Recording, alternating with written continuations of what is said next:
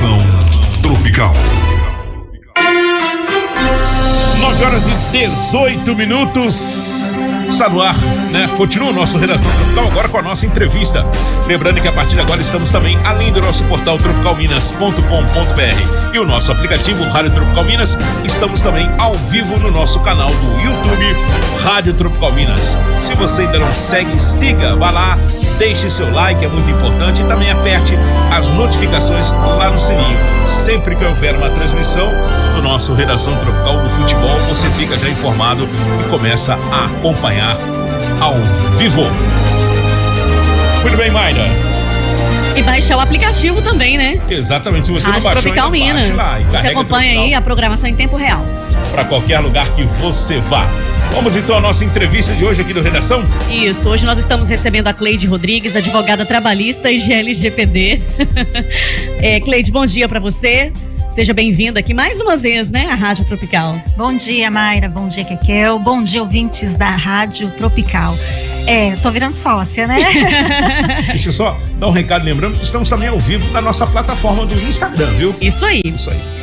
Cleide, bom, hoje nós vamos falar, a gente trouxe você uma vez aqui, focamos no LGPD, né? Recentemente você esteve conosco junto com a Marcileia falando sobre a questão do falso advogado, né? Do golpe do falso advogado. Nós vamos falar um pouco mais sobre isso hoje, mas iniciaremos com o direito trabalhista. Vamos lá. Né? Inclusive, esses dias saiu até uma matéria no G1 e realmente achei bem interessante e quis até reforçar esse tema aqui com a Cleide, que é especialista na área. Nós entramos numa cultura de judicialização. Tudo hoje em dia é processo. Sim. E tá tendo um superaquecimento, digamos assim, né? Um sufoco no judiciário, porque com esse tanto de processo, às vezes até muito pequeno. Inclusive, um fato que me chamou a atenção é a pessoa que pede licença maternidade no trabalho para cuidar de bebê reborn. Isso entrou também na justiça, né, Cleide? Entrou. Em maio desse ano veio essa novidade do pedido de licença maternidade para um bebê reborn. Essa sobrecarga do judicial, né? Isso. Então, assim, a Justiça do Trabalho, ela sempre foi uma justiça mais célere. Então, sempre os processos caminham com mais celeridade. Tendo em vista até porque é de natureza alimentar, né, Mayra? Então, quando se há um processo em que os pedidos é de matéria alimentar, ela tende a ser mais rápida. Inclusive, quando a gente fala no direito civil, é a questão dos alimentos para menor. Então, isso sempre é uma tendência que tende a ser mais acelerada o processo. E na Justiça do Trabalho, eu sou até suspeita para falar na Justiça do Trabalho, porque eu a considero extremamente competente em termos da questão de trazer decisões muito rápidas. Só que esses processos que não têm um peso de matéria de exatidão, ela acaba atrapalhando as matérias do direito do trabalho que de fato são pertinentes e que precisam ser analisadas. Porque o processo trabalhista, ele entra da seguinte forma: você protocola um processo, ele entra naquela questão do agendamento das audiências. E às vezes se eu protocolo um processo que não urgente à frente de um que é urgente, automaticamente esse vai ser agendado primeiro, porque o sistema é automatizado. E aí a gente tem visto extremamente processos, principalmente em termos de dispensa discriminatória, que às vezes não existe o elemento ali comprobatório de que foi de fato uma dispensa discriminatória. E aí a gente veio com essa situação aí do bebê reborn, que inclusive houve uma desistência do processo, porque acho que houve-se uma vergonha ali que se passou, porque a repercussão foi muito grande, e isso acaba sendo até um ato atentatório contra a justiça, né? Claro. Então, assim, o profissional do direito, ele não pode também pegar qualquer processo, ele tem que avaliar aquilo, qual que é o risco que existe nesse processo e ser claro para o seu cliente: olha, isso aqui não vai dar. Porque nós que temos uma camada de experiência na área, a gente já sabe como que é o comportamento do judiciário e as jurisprudências também, além dessa questão das jurisprudências que vão gerando inadequadas. Isso é um um assunto muito sério e que precisa haver uma conscientização de empregados e de empregadores também, porque os empregadores também podem entrar com ação trabalhista contra o empregado. Excelente. E um outro ponto também que chamou atenção é de uma funcionária de uma empresa que pediu demissão porque não ganhou parabéns no dia do seu aniversário. Né? E aí ela entrou na justiça por causa disso. Exatamente. Você vê que às vezes as relações dentro do ambiente de trabalho, aí a gente vai falar também a questão da gestão de risco, para não fazer gestão de crise, que é o compliance, que é para você fazer um treinamento, dar ali uma proteção para dentro do seu negócio, para que esse tipo de ações não entrem. Porque normalmente, isso é fato, a gente atende trabalhador e a gente sabe que 90% dos casos que a gente assume é porque o empregador agiu, em termos de dispensa discriminatória, agiu de forma equivocada com aquele trabalhador, não respeitou os sentimentos dele, não respeitou. Mas aí tem os excessos, né? Em que o empregado acha que tudo agora ele pode judicializar, tudo ele tem direito, e nós estamos vivendo uma sociedade completamente delicada demais. Sim. Delicada demais. Sensível demais. Sensível demais. Mas, doutora, deixa eu fazer uma perguntinha aqui, porque isso... Mas e aí, o juiz acata uma ação dessa? Isso vai à frente? Porque, desculpa, mas no meu ver, eu não recebi parabéns, né? No dia do meu aniversário, eu vou entrar com uma ação judicial, trabalhista, porque não bateram palminha pra mim quando eu cheguei no trabalho. Não, isso é uma coisa que é tão espontânea, então, né? Então, mas o que acontece? Quando o filtro quem tem que fazer é o profissional, o advogado. Porque quando você protocola um processo no judiciário, a demanda tem que ser apreciada. O juiz, ele não pode olhar para um processo e falar assim, esse aqui eu não vou avaliar e esse aqui eu vou. Ele tem que analisar e dar aquela atenção e o mesmo empenho para um outro processo que também é muito sério. Então não existe um processo A ou B, porque o juiz ele assume o papel de imparcial nas relações. Então ele vai apreciar qualquer processo que entrar dentro da demanda. Porém, o que se tem que fazer, o filtro, é nós aqui quanto advogados e entender, isso aqui cabe ser judicializado, isso aqui tem uma afronta ao direito. A não ser que vai justificar como aquilo impactou emocionalmente aquela pessoa, essa pessoa adoeceu emocionalmente porque ela se sentiu tão ofendida, tão mal, que ela não recebeu um parabéns. Isso, e aí a gente chama a atenção, Mayra, para essa questão do burnout e das questões emocionais, porque você precisa trazer o quê? Provas. Eu não posso simplesmente chegar no judiciário e falar com ele assim, olha, eu fui ofendida porque a Mayra não me deu um parabéns. Eu tenho que comprovar que aquilo ali me causou dor. E isso em qualquer esfera em que a matéria é dano moral. Eu preciso comprovar o dano. Quando começou-se a ter a questão do tema de dano moral, passava-se boi e passava boiada. Só que agora o judiciário acordou que isso estava trazendo o quê? Muitas ações de massa. Então agora os elementos comprobatórios têm que estar no processo. Eu preciso comprovar que eu realmente fiquei doente, que aquilo me trouxe um abalo emocional considerável. Não é um abalo emocional de um dia eu fiquei triste, não. É um abalo que de fato causou um impacto muito grande na minha saúde psíquica. E aí você citou o burnout, eu acho até interessante falar sobre isso, porque às vezes a pessoa já começa ali com os sintomas e não dá atenção até chegar ao extremo. Isso entra como, por exemplo, aí o meu trabalhador que chega a esse ponto, qual a providência que ele deve tomar? Primeiro consulta médica, laudo médico. Ele precisa que o médico o laude, um psicólogo, um psiquiatra que laude esse problema, porque o burnout ele é uma doença inclusive reconhecida pela medicina. Já existe um CID próprio que reconhece o burnout. E quando um empregado, uma pessoa está dentro, porque não é só o empregado, mas nós, quanto autônomos e profissionais liberais, também desenvolvemos o burnout. Até mesmo o próprio gestor, né? O gestor da empresa. Toda a responsabilidade. Porque é uma doença que está alinhada ao setor trabalho, os excessos. Então, quando aquele indivíduo ele está sofrendo burnout, quer seja porque está dentro de uma gestão que tem um comportamento muito tóxico, ele tem que trazer ali a materialidade daquilo. Isso pode ser gravação, às vezes está numa reunião, grava aquela reunião, está numa situação. A gente tem os casos dos bancos que tem ali uma grande massa de ajuizamento de ação por questões de doença mental, né? Porque são metas extrapoladas, são excessos de tarefas, que isso acaba impactando no emocional e no mental de uma pessoa, porque a gente precisa compreender, partir do pressuposto que a mente humana, ela tem seus limites, né? E é por isso que a legislação trabalhista, ela é muito rígida. Ela precisa ter sim uma questão da jornada de trabalho, ter os limites das jornadas, ter os limites do comportamento do empregador com o empregado, porque nós somos de uma origem escravocrata. Então isso é muito sério. Não é porque a legislação trabalhista brasileira era cheia de direitos para o trabalhador, mas tem que ser, porque se não for, nós vamos de fato voltar ao imperial.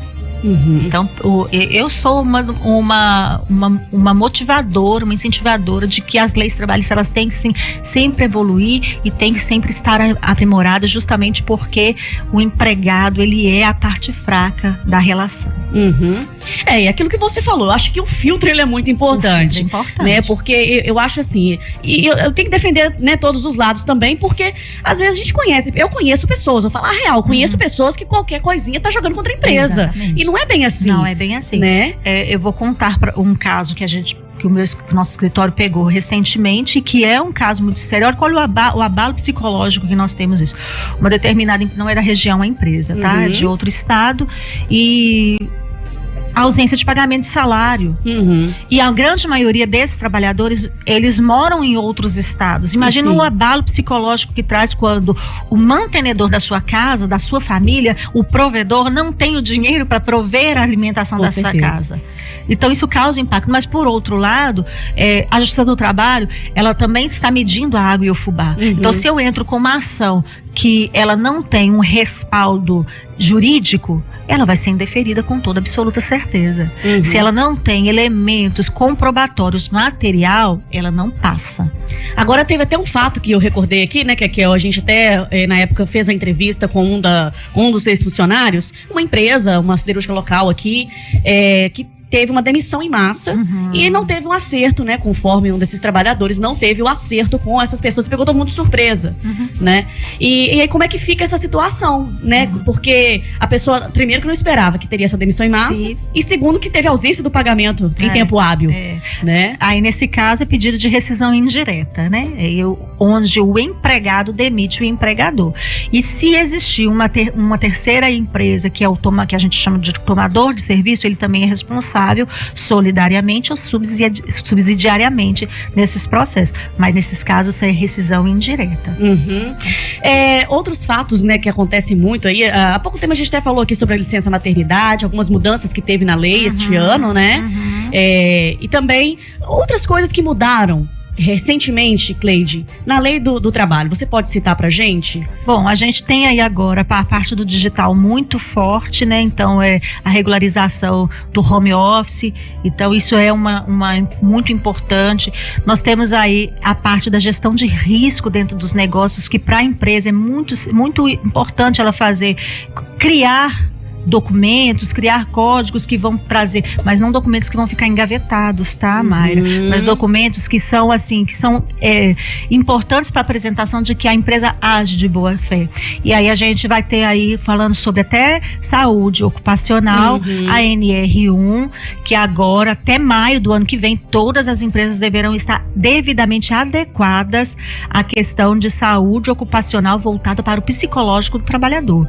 Para mim, dentro desse esse ano foi a dos maiores mudanças, alterações que nós vamos ter para vigorar já para o ano que vem. Até maio do ano que vem, as empresas já têm que trazer treinamentos e trazer elementos para poder tratar da saúde do colaborador. Porque saúde mental hoje em dia é o que mais se fala, né? E o que mais tem afetado as pessoas. E isso é muito importante porque um empregado com saúde mental, ele produz melhor. Ganha-se todos os lados com isso. Ganha um trabalhador que vai trabalhar satisfeito, que vai vir para dentro do negócio com o que a gente chama de vestir a camisa de verdade, não vestir uma farda, que a farda é pesada. E um empregador que vai ter um empregado satisfeito, que vai produzir mais. E essa produção vai gerar resultados. Excelente. Cleide, um dos pontos também é a questão da CLT, né? Algumas pessoas hoje parece que tá tendo tanta resistência, né, com relação à CLT. E as pessoas têm optado muito pelo PJ, né, pelo trabalho informal, trabalhar por conta própria, para fugir do CLT. Mas qual que é a importância da carteira assinada? Vamos lá. A gente já tem até umas decisões aí no STF, já um posicionamento do STF com relação à pejotização, porque antes fazia-se o PJ e depois ingressava com a ação pedindo o reconhecimento desse vínculo. Vamos tomar um pouco mais cuidado com isso, porque agora já existe jurisprudência que nem tudo vai ser reconhecido, né? Eu sou uma entusiasta dos dois lados, porque você tem realmente o PJ que ele entra para a empresa, mas ele tem que ter todos os elementos que o traz como PJ. Ele tem que ter autonomia. Então ele não tem que bater ponto, ele não tem que chegar na jornada que o seu contratante, porque ele nem é o empregador, nesse caso ele é contratante. Então tem que estruturar um contrato e deixar as cartas na mesa. Porque ele trabalha por produção, por entregáveis. Ele não trabalha vendendo hora. Ao contrário do CLT, o seletista, ele vende hora, ele bate ponto, ele se compromete com aquele horário X, com aquela saída Y.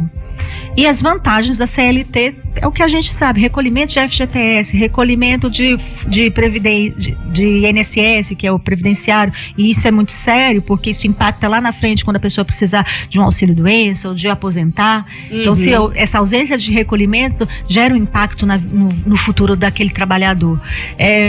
Férias, né? Férias, a gente estava falando de férias, quanto que férias é importante. Sim. Pagamento de férias mais um terço, 13º. Né?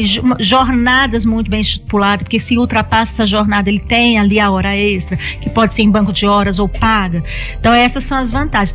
Mas o PJ, ele tem ali a sua liberdade, mas é liberdade de fato. Ele pode pegar outros negócios que ele vai poder trabalhar. Exatamente. Então o PJ, ele tem essa autonomia.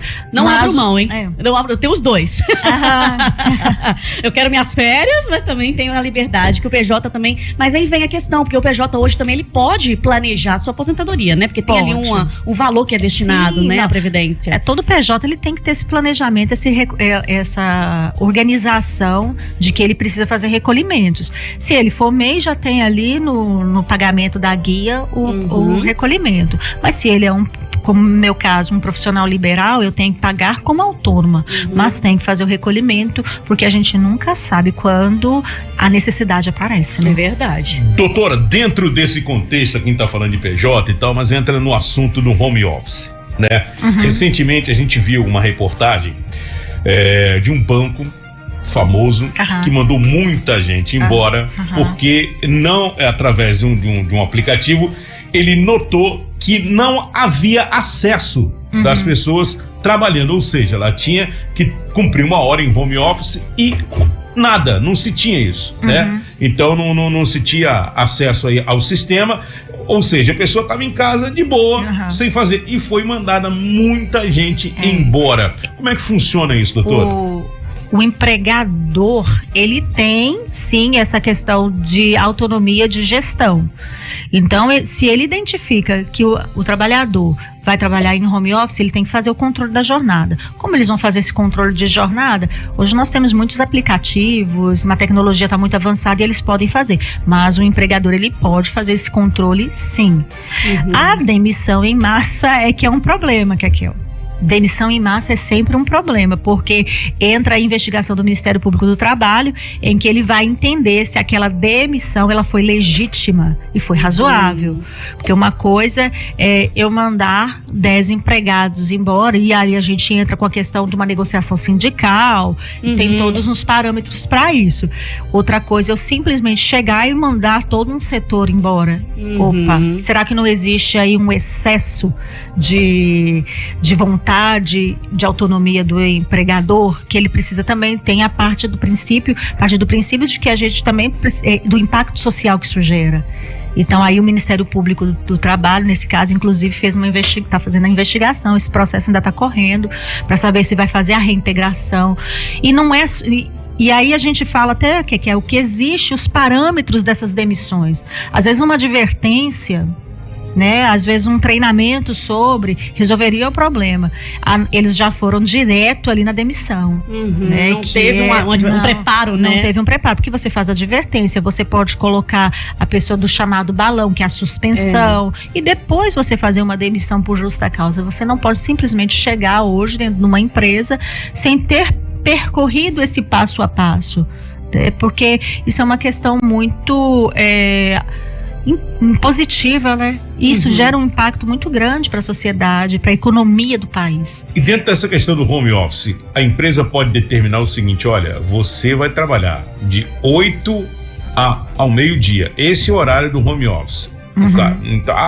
Não fica a critério do trabalhador, fica a critério da empresa, do empregador? Do empregador. Existem os casos em que a CLT também tem, de 2017 para cá, traz essa novidade, que é aqueles cargos de confiança, em que eles também tem ali também toda a flexibilidade de horário, porque eles trabalham mais por produção. Então, esses não tem que ficar trazendo, bater o chamado ponto. Então, eles podem, sim, ter essa autonomia de trabalhar hoje de 8 ao meio-dia, mas amanhã de meio-dia às 18. Ele tem essa liberdade, né?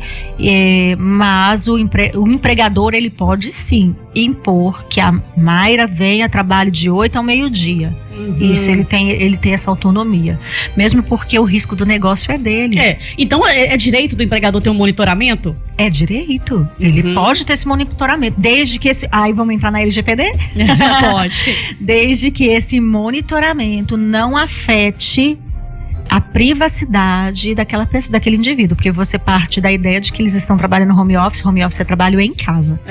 Então, além vai do ser que pro sistema que ele vai monitorar. Todo o equipamento, toda a parte operacional dentro dos equipamentos dentro da casa é obrigação do empregador. Tá. Eu não posso ser contratada como home office e ter todo o meu equipamento.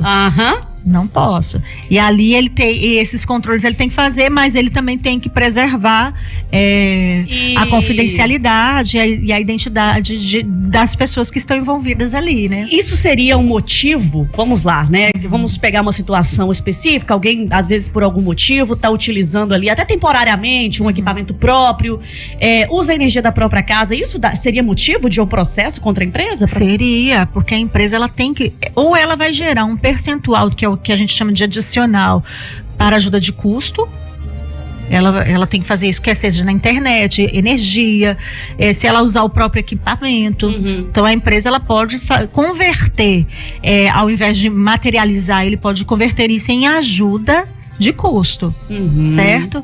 O que ele não pode deixar de fazer é colocar o indivíduo para trabalhar em casa com toda a onerosidade dele, porque o direito do trabalho, ele tem alguns princípios, e um deles é a onerosidade dos pagamentos, a responsabilidade do empregador. Tá, então vamos lá, a pessoa que faz esse tipo de trabalho por PJ não, porque a autonomia é dele. Então ele pode usar, então ele não tem que exigir nada da empresa. Não, ele não pode exigir nada. Ok. O empregador seletista, sim.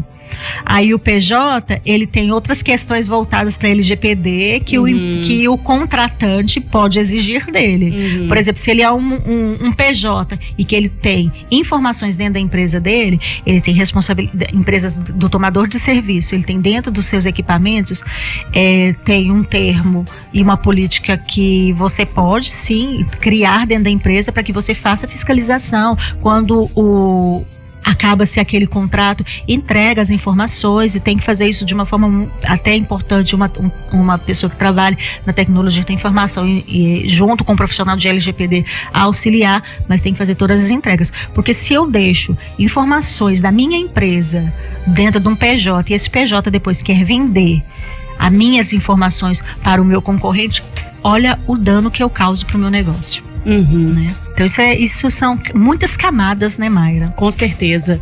Kekel, vamos fazer um intervalinho então? Na volta a gente dá aquela reforçada sobre o falso advogado, aí o golpe do falso advogado. Vamos lá.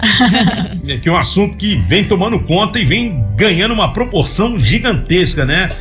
Começou em determinados locais e vem tomando conta do Brasil inteiro. Relatos de muitas pessoas que caíram nesse golpe, né? Incrível. Bom, 9h42, o Redação Tropical com entrevista com a doutora Cleide Rodrigues volta depois do intervalo. 96,1 Tropical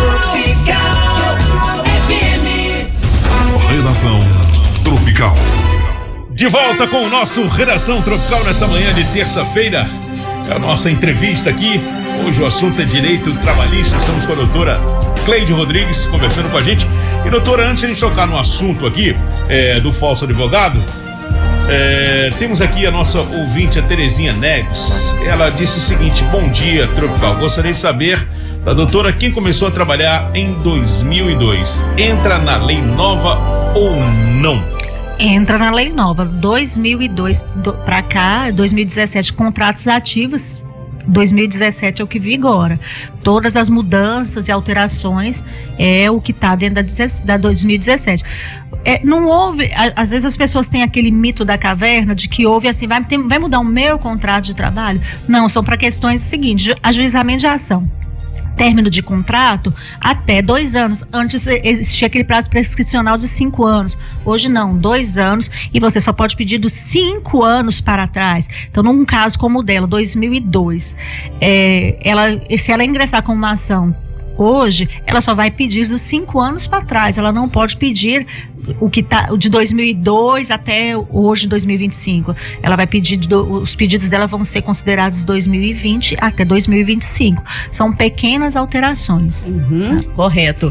E agora a gente entra então nesse aspecto que tomou conta aí, né, do Brasil, que é esse golpe do falso advogado. A mídia amplamente vem divulgando, né, Cleide? Que ótimo, e né? chamar a atenção das pessoas, porque esse golpe vem sendo aplicado aí fortemente, né? Fortemente. A OAB, eu vou ter que puxar a sardinha para as nossas comarcas aqui, Ipatinga, Coronel Fabriciano e Timóteo, que nós fomos aqui pioneiros nessa questão da campanha do falso advogado, mas graças a Deus isso já gerou um lastro muito forte com a mídia. Então nós temos aí a nossa OAB estadual ativa na campanha, a federal agora também fazendo várias campanhas que vão gerar aí esse engajamento e essa conscientização social, né, Mayra?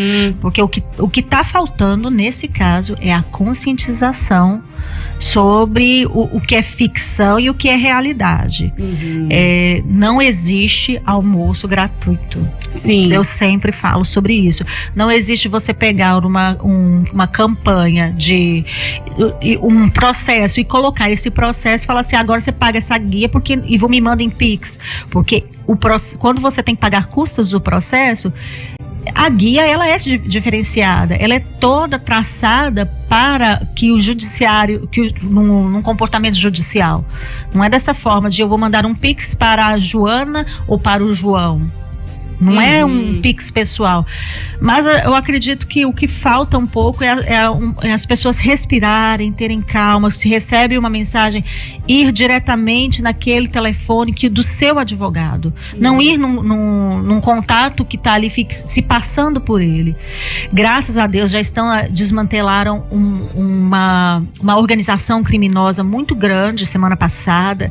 Mas é um caminho muito árduo e muito longo. Mas, doutora, tem um ditado popular que diz assim: quem faz o ladrão é a ocasião. Né? Por exemplo, assim, se fala tanto em direito de privacidade, mas os dados, né, de um processo, não fica sigiloso. exatamente tão aberto assim, porque qualquer um entra lá, digita e fica sabendo, o que é que eu tenho um processo e tal. Aí todo mundo vai lá e vê qual é o processo que eu tenho, se eu vou ganhar ou não. Não facilita o cara dar um golpe, a bandidagem? Os processos são públicos. Sim. Os processos são públicos. Somente aqueles que existe no Código do Processo Civil a questão do sigilo e as ferramentas. Então, vocês podem consultar um CPF e descobrir quem tem, porque hoje existem as plataformas sobre isso. O que nós estamos melhorando junto a isso é as mudanças dos processos eletrônicos. Antes nós tínhamos a trabalhista, eu vou puxar a sardinha de novo, porque o sistema do processo trabalhista, ele é um processo muito dificultoso de você encontrar ali e aplicar golpe, tanto que você quase não vê golpes aplicados para processos trabalhistas, é muito simples. E agora o nosso judiciário comum, ele também está trocando a plataforma, que é o sistema de justiça, que agora vai ser o EPROC, e o EPROC, ele tem ali aquela questão da autorização, verificação por 2 fatores. Então não é qualquer um que vai entrar no processo. É isso que eu questiono. Os interessados no processo a parte requerente e a parte requerida, certo? Né? E o advogado que está lá tomando conta do processo. Então, não seria mais fácil se ter uma acesso? Só eles podem ter acesso. Para que fulano precisa entrar num processo outro para saber? Só por questão de curiosidade, até divulgar, fulaninho está sendo processado. Não tem uma coisa, não tinha que ter uma certa blindagem? Agora nós teremos essa blindagem. O que acontece? O sistema... Todos os sistemas operacionais e tecnologia são assim, aqui na rádio mesmo, quanto que vocês evoluíram em termos de sistemas? No judiciário não foi diferente, nós tínhamos um sistema identificou que a fragilidade, eles foram muito rápidos na identificação da fragilidade, porque você vê essa massa de golpes do ano passado para cá, então esse ano já fez a alteração dos sistemas, já estão ali trabalhando para que haja uma consulta apenas de quem são as partes interessadas. Eu procuro não passar número de processo para cliente, porque eu acredito, o cliente ele sempre deixa vazar essas informações, e isso é um problema, porque pode criar ali uma ficção, uma mentira e repassar para ele acreditar. Mas também está muito frágil são nossa imagem, Mayra e Kekel, porque eles pegam um número e pega a nossa imagem, coloca ali e aplica o golpe. Então agora os processos que são públicos não serão tão públicos mais. Então agora a gente vai conseguir restringir os acessos. E eu, quanto advogada, eu tenho essa prática. Quando eu vejo que um cliente meu, porque meus clientes já são mais ou menos espertos, bem espertinhos, diga-se de passagem, que eles mandam para mim, eu vou lá no processo e identifico quem foi que consultou o meu processo. Isso pode se fazer? Pode, o advogado tem que fazer isso para responsabilizar, para fazer com que a OAB da sua seccional chame a atenção desse indivíduo. Eu tenho muitas reservas quando alguém fala assim, consulta o meu processo, porque o meu nome vai estar ali. E às vezes eu vou consultar o processo de alguém que a pessoa também tem esse comportamento que é o meu. Olha, vai na minha subseção, na minha seccional e fala assim, está consultando muito meu processo. Então, se acontece uma aplicação de golpe, eu vou acender a lanterna, a luz eu vou dar então, um suspeito principal ali, né? Quem consulta deixa rastros. Deixa rastro, porque lá você tem ali o histórico de quem consultou seu processo. Excelente. E fica então um alerta, né, Cleide, para as pessoas, para não cair nesse golpe, antes de responder, né, de dar ali a brecha, a margem pro falso advogado. Isso. Que normalmente vem no outro número, a não ser que seu telefone, seu contato tenha sido clonado, né? O contato do advogado tenha sido clonado. De certa forma, você tem que ir diretamente no seu advogado, o número pessoal dele, e falar, olha, eu tô recebendo essa mensagem, é você? Isso serve para qualquer tipo de golpe, comportamentos. Nós temos que observar, vocês trocam mensagem. Então, se a Mayra mandar uma mensagem pro Kekel, que ele perceber assim, não tá meio diferente. Vou contar um caso, que eu gosto muito dos casos, né? Que caso sempre aproxima. Meu cunhado teve o telefone clonado e ele sempre tem hábito de me mandar assim, Cleide, bom dia, exclamação. No dia que o golpista clonou o telefone, ele mandou de uma forma diferente. Só mandou bom dia. Eu falei assim, opa. Já acendeu. E na hora que pediu dinheiro, eu falei assim, jamais, ele não pediria dinheiro. Conhecidos meus que já tiveram também o telefone clonado, eu já percebi logo de cara que era golpe. E eles vão sempre naquelas pessoas em que as mensagens são trocadas, em que eles percebem assim, é um parente, vai cair, é uma pessoa mais idosa. Mas um pai tem que conhecer o comportamento do filho, porque nós somos meio padronizados, né? Isso. O tipo de mensagem que a gente manda é muito padronizado. Então, se fugiu daquele padrão, liga. A ligação sempre vai ser eficiente. Ouça a voz daquele indivíduo. Apesar de que é da inteligência artificial aí nós estamos...